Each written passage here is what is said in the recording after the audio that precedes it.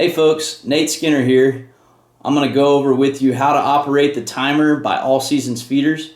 That way when you add this timer to one of your setups, you can rest assured that your deer feeder is going off when you want it to while you're away from your lease or the ranch. And when you get back to hunt, you don't have to worry about whether it's going to be working properly. You can focus on hunting. Okay, the first thing you're going to want to do on the timer is set the clock. So you're going to hit the set clock button.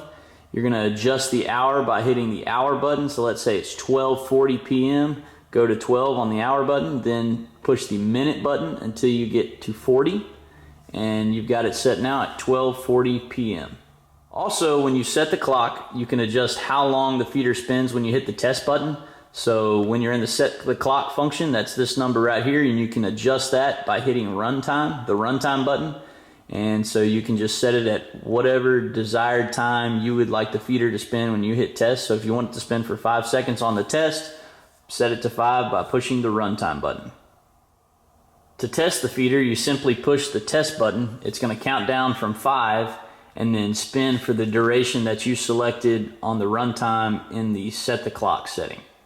So obviously if it was hooked up right now, your feeder would be spinning for 5 seconds. So again, hit test, it's going to count down for 5 seconds, then it's going to spin for the runtime you selected when you set the clock. Alright, from here you can set your feed times. So you can start with P1, that's going to be your first feed time, and then you can adjust the time that you want it to go off by using the hour and minute buttons. So if you want it to go off at 7:05 a.m., you would simply do that, and then for the amount of time you want it to spin, you're going to hit the runtime button. So if you want it to spin for 8 seconds, keep pushing the runtime button until you get to 8, and you've got one feed time set up then. Again, we just set it for 7:05 a.m. to run for 8 seconds. So you can do the same thing to set the rest of your feed time. So if you want your second feed time to go off at 6:15 p.m. for 8 seconds, you're going to hit P2, then you're going to hit the hour button until you get to 6 p.m.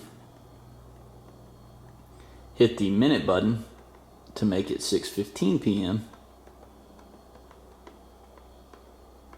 and then hit the runtime button to make it go off for 8 seconds. So now you've got your second feed time set for 6:15 p.m. and it's going to go off for 8 seconds. Now, if you want additional feed times besides just 2, you can use the P3, P4, P5, and P6 buttons to set additional times for the feeder to go off. Now, if you don't want more than 2 feed times in a day, then you're going to want the runtime on P3, P4, P5, and P6 to remain at 0. That's that number right there. So right now I have P3 runtime at 0, P4 runtime at 0, P5 runtime at 0, and P6 runtime at 0. So the feeder will not go off except at the time selected at P1 and P2. Alright, that's how to operate the timer by All Seasons Feeders. If you have any further questions, give them a call at 1-800-841-1720. I'm Nate Skinner. Thanks for watching.